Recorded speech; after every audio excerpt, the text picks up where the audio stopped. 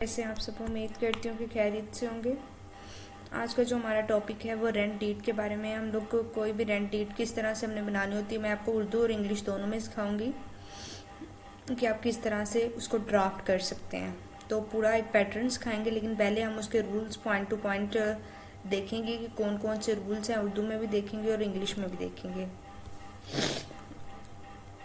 सबसे पहले तो ये है कि रेंट डीड जब भी आप किसी को रेंट पर देते हैं अपना मकान या फिर कोई भी शॉप वगैरह या फिर कोई भी ज़मीन वगैरह प्रॉपर्टी वगैरह, तो एनीथिंग जो इमूवेबल हो, तो आपने क्या करना होता है, आपने एक रेंट डीड बनवानी होती है। आप मूवेबल चीज़ों को भी बनवा सकते हैं, लेकिन यहाँ पर जो मैं बात करूँगी स्पेशली वो इमूवेबल चीज़ों की करूँगी, लेकिन आप मूवेबल की भी बनवा सकते हैं अगर आप कोई भी चीज़ रेंट पर देते हैं। क्या इसमें हमारे पास जो रूल्स हैं वो क्या हैं, जो लॉज हैं वो क्या हैं। अगर लीज 1 साल से कम की है तो रजिस्ट्रेशन उसमें लाजमी नहीं होती, लेकिन अगर वो 1 साल से ज़्यादा की है तो उसमें रजिस्ट्रेशन लाजमी होती है। अब रजिस्ट्रेशन क्यों आपको करवानी चाहिए कि अदालत में एक सबूत के तौर पर आप उसको इस्तेमाल कर सकते हैं। रिटर्न डॉक्यूमेंट आपके पास जब आ जाता है तो आप उसको सबूत के तौर पर इस्तेमाल कर सकते हैं। आपके साथ कोई भी फ्रॉड हो जाता है किसी भी किस्म का, तो आप उस पर्सन को सू कर सकते हैं अदालत में। तो इसलिए ये बहुत एक इम्पॉर्टेंट डॉक्यूमेंट होता है और सबको ये करना चाहिए, रेंट डीड बनवानी चाहिए, उस पर अमल करना चाहिए। अच्छा जी, अब हम लोग देख लेते हैं कि पार्टीज़ इसमें जो होती है, इसमें आपको पता है 2 पार्टीज़ होती हैं। एक तो लेसर होता है जो मालिक होता है, यानी कि जो किराया वगैरह लेगा, और एक लेसी होता है जो शख्स किराए पर ले, यानी कि कोई भी चीज़, जैसे कि फॉर एग्जांपल अगर मैं आपको एग्जांपल से समझाऊं, वैसे तो आप इतने मैच्योर हो के होंगे अगर आप पैटर्न समझ रहे हैं कि आप ये सारे स्टैचूज लॉज पढ़ के आए होंगे, लेकिन फिर भी मैं समझा देती हूँ। ये देखें, ये एक शख्स है, इसके पास ये घर है। अब ये घर इसने बी को दे दिया। अब ये जो शख्स होगा ये लेसर होगा और ये लेसी होगा। तो ये चीज़ है। अब दोनों बालिग हो, ये नहीं है कि 4 साल का बच्चा उठकर किसी भी दूसरे शख्स को, या फिर 2 दोस्त हैं आपस में, 5 साल के बच्चे हैं, वो दोस्त हैं और वो बोलें कि हम ना एक दूसरे को ना रेंट पर घर दे रहे हैं, तो वो नहीं हो सकता। हर उसके लिए मैच्योर, आपका सेन और बालिग होना ज़रूरी है, अडल्ट। अब रूल नंबर 3 हमारे पास क्या है? रूल नंबर कि यकीनी और मखसूस हो। इसमें ना हमारे पास जो दफ़ा आप समझ लें, और इंग्लिश में हम सेक्शन बोलेंगे, TPA का 104 इसको रन करता है, यानी कि हिंसों और अल्फाज में लिखना है आपने, फिगर्स और वर्ड्स में, और मुकर्रा तरीक और अदायगी का तरीका भी बताना है कि आप अदायगी किस तरह से करेंगे, कैश में करेंगे या फिर वो जब मैं आपको पैटर्न पूरा बताती हूँ कि किस तरह से आपने इसकी क्लॉजेस बनानी, भी मैं आपको जनरल रूल बता रही हूँ कि आपने कौन कौन से रूल लाजमी है कि आपने उसके अंदर ऐड करने हैं। हिंसों और अल्फाज दोनों में आपने लिखने, ये नहीं आपने करना कि बस 3, जैसे कि रेंट आपका है 5000 तो आपने जस्ट 5000 लिख देना, नहीं, उसको इंग्लिश में भी लिखना है। अगर आप इंग्लिश में लिखने हैं, अगर उर्दू में लिखना है तो आपने उर्दू में भी लिखना है अल्फाज में, यानी कि 5000 रुपये महाना, इस तरह करके। अब सिक्योरिटी डिपॉजिट आप अगर पता होगा आपको कि कोई भी रेंट डीड है, 2 डेज जिस वक्त मैं वीडियो बना रही हूँ, आजकल के दौर में कोई भी रेंट डीड है उसके लिए सिक्योरिटी डिपॉजिट करवाना ज़रूरी होती है। यानी कि आप 1-2 माह का किराया इन एडवांस लेते हैं, या फिर आप किराया भी 1 माह का एडवांस ले लेते, फिर भी आप उस शख्स के से अपनी प्रॉपर्टी के लिहाज से, रेंट के लिहाज से पैसे लेते हैं। कुछ 10,000 ले लिया, 15,000 ले लिया। अगर आपकी प्रॉपर्टी ज़्यादा मालियती की है तो आपने उसके हिसाब से पैसे लेने होते हैं। ये नहीं है कि आपकी प्रॉपर्टी 1 करोड़ की, आप उससे 5,000 सिक्योरिटी ले लें या फिर 2,000 ले लें, नहीं, आपने फिर 50,000 1 लाख तक सिक्योरिटी लेनी होती है। अगर आपका 25,000 तक है या फिर किसी का रेंट 7-8 हज़ार है, तो फिर आप उससे 5,000 तक सिक्योरिटी लेकर रख लें। अब सिक्योरिटी का जो फ़ायदा होता है वो क्या होता है? सिक्योरिटी का हमारे पास जो फ़ायदा होता है वो बेसिकली ये होता है कि आप जब सिक्योरिटी ले लेते हैं, कल को आपको कोई नुकसान होता है तो वो आप पैसे जब्त कर सकते हैं। तो ये इसका फ़ायदा जो ज़ाहिर बात है लेसर को होता है, तो ये मालिक मकान के हक़ में राइट था। मैं दोनों के लिए बता रही हूँ, मालिक मकान के लिए भी और किराएदार के लिए भी, इसलिए आमतौर पर 2-3 माह का किराया होता है, ये आपको मैंने बता दिया। पुरस्कून खलासी पर वापस किया जाए, यानी कि सिक्योरिटी आपने रिटर्न करनी होती है, आपने खुद के पास नहीं रखनी होती, या तो आप उसके किराए वगैरह में कट करवा सकते हो या फिर आपने उसको रिटर्न करनी। हाँ, अगर आपको नुकसान हो गया है तो फिर आप वो कट करके उसकी बाकी जो अमाउंट आती है वो कर सकते हैं। अब खात्मा, अगर आपने किसी को निकालना है बाहर या फिर आप खुद छोड़ना चाहते हैं तो फिर आपने क्या करना होता है, 30 दिन का तहरीरी नोटिस देना होता है। अगर मालिक मकान निकालना चाहता है तो वो 30 दिन का नोटिस देगा, उसके बाद सारी बात है वो निकल जाएगा। अब गवाहान होने चाहिए, यानी कि 2 बालिग जो है ना गवाह होने चाहिए, जिनके दस्तखत हों, शनाख्ती कार्ड वगैरह हों, सब कुछ हो। तो ये चीज़ है। अब मैं आपको पैटर्न बताती हूँ, ये भी मैंने लिखा हुआ है लेकिन ये आपको इतना अच्छा तरह से नहीं समझ आएगा, लेकिन मैं आपको पूरा कंप्लीट पैटर्न बताती हूँ जी। हम लोग पैटर्न पे आ जाते हैं। ये लेसर, मालिक मकान, लेसी, ये मैंने आपको बहुत अच्छे से समझा दिया। अगर आप यहाँ से करना चाहो तो कर सकते हो। अच्छा जी, अब सैम्पल है डीड का, वो मैं आपको समझा देती हूँ। पहले इंग्लिश वर्जन में समझाऊंगी, फिर आपको इसी को उर्दू वर्जन में समझा दूंगी।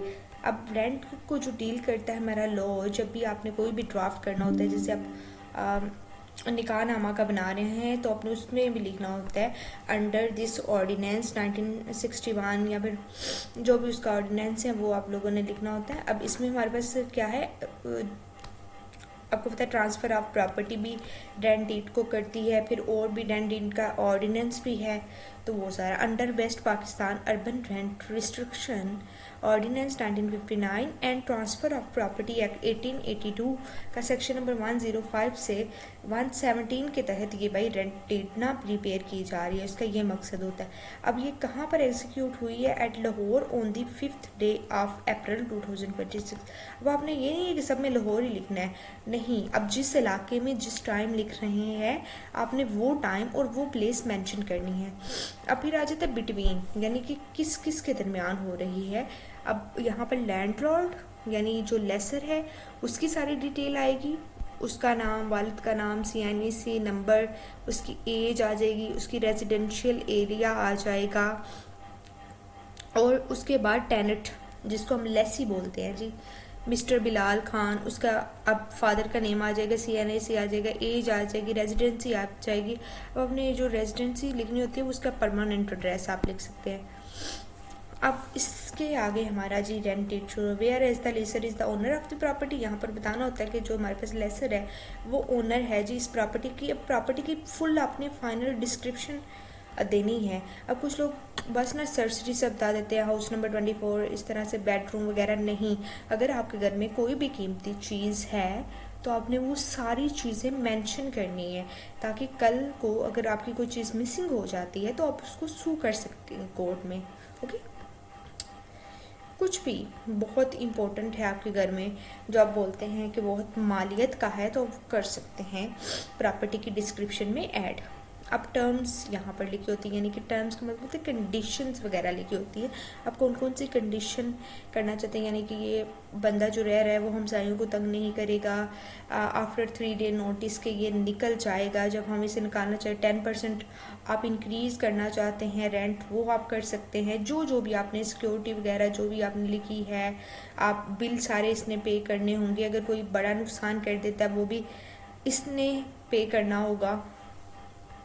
ये सारी जो टर्म्स एंड कंडीशन होती हैं वो आपने लिखनी होती हैं। अब कौन कौन सी कंडीशन जो हैं वो लिखनी ज़रूरी हैं वो मैंने आपको ऊपर बता दिया है कि ये कंडीशंस लिखनी ज़रूरी हैं, बाकी आप अपने मुताबिक लिख सकते हैं आप जो जो कंडीशंस ऐड करना चाहें। अब यहाँ पर लेसर के साइन होंगे, CNIC डेट लेसी के होंगे, विटनेस 2 जो होंगे उनके होंगे।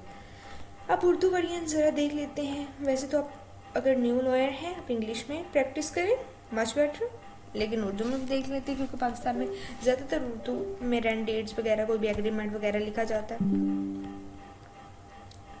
सॉरी। अच्छा, अब इसमें है कि पाकिस्तान जो हमारे पास ऑर्डिनेंस है रेंट का 1959 और ट्रांसफ़र ऑफ प्रॉपर्टी एक्ट 1882 की दफ़ात 152 से 117 के तहत ये किरायानामा जो है वो तैयार किया जा रहा है। ये किरायानामा 5 अप्रैल 2026 को लाहौर में तहरीर किया गया। ये लिखें लाइन, फिर माबेन लिखें कि कौन कौन है, उसका शनाख्ती कार्ड, उसका जैसे मैं आपको ऊपर बता और आप लोगों ने डालना होता है। फिर दूसरे बंदे का नीचे सारी डिटेल फिल करें। अब यहाँ पर हमारे पास क्या आगा, चूँकि लेसर झैल में दर्ज जायदाद का मालिक है और इसे किराया पर देना चाहता है और लेसी इसे किराए पर लेना चाहता है, ये आप लोगों ने करना है कि यानी दोनों की एडमिट कर रहे हैं कि हम दोनों किराए पर लेना चाहते हैं। ये नहीं है कि कोई बाद में उठकर बोले कि भाई मुझे इसने ज़बरदस्ती रख लिया था। अब जो जायदाद है, जो भी आपकी प्रॉपर्टी है, उसकी कंप्लीट डिटेल आपने लिखनी है जो जो आपके घर में मौजूद है। अब यहाँ पर लिखे कि माहाना आप किस तारीख तक किराया इसको देना होगा। हाँ, अगर आपको पता हो कि आप नहीं इस बंदे को जानते, ये किराए में लेट करेगा, तो आप फ़ाइन भी ऐड करवा सकते हैं। ये भी एक प्लस पॉइंट होता है क्योंकि बहुत से जो किराएदार होते हैं वो बहुत ज़्यादा तंग करते हैं, तो इसलिए अब माहाना किराया जो है वो आपने लिखना होता है। जैसे कि 50,000 सिर्फ हर माह की 5 तारीख को बैंक ट्रांसफ़र या फिर आप कैश के ज़रिए। फिर सिक्योरिटी कितनी उसने की हुई है, काबिल वापसी होती है और बिला सूद होती है, या यूटिलिटी बिल किसने जमा करने हैं। फिर तरमीम यानी तहरीरी इजाज़त के बगैर मना है निकालना, इस्तेमाल सिर्फ रहायशी मकसद के लिए करना है। ये नहीं है कि आप जिसको मर्ज़ी ला रहे हैं, जो मर्ज़ी कर रहे हैं, कोई भी इलीगल काम नहीं होना चाहिए, ये भी उसमें लिखना होगा, वरना उसका ज़िम्मेदार लेस ही होगा। ये सारी चीज़ें जो भी आप शराइत समझते हैं कि ज़रूरी है। मैं एक वीडियो बनाऊंगी जहाँ पर मैं बताऊंगी कि कौन कौन सी शराइत रेंट डीड में लिखनी बहुत ज़रूरी है। एक किराएदार और उनके लिए होगा, लेकिन आपके लिए यही है कि आपने जो लिखना है शराइत, तो जाहिर बात है आपने बच्चे जब लिखना है तो आपने उनसे पूछ कर लिखना है कि कौन कौन सी आप शराइत लिखवाना चाहते हैं। अगर वो आप कर देते हैं तो आप फिर जो उनसे भी सूटेबल समझें उन दोनों की देख कर, कंडीशन देख के, तो फिर आप वो लिख सकते हैं। तो बाकी आपको पैटर्न मालूम होना चाहिए, बाकी आप शराइत लिख लेते हैं। मैंने आपको बता दिया सारा। तो अगर कोई भी क्वेश्चन होगा कमेंट बॉक्स में पूछा करें, मैं आंसर देने की कोशिश करूँगी। Thank you very much. अल्लाह हाफिज़। हम लोग एक एक करके सारे एग्रीमेंट करेंगे, निकाह नामा, तलाक नामा, फिर उसके अलावा सेल डीड, सब कुछ मैं आपको सिखाऊंगी। Thank you very much.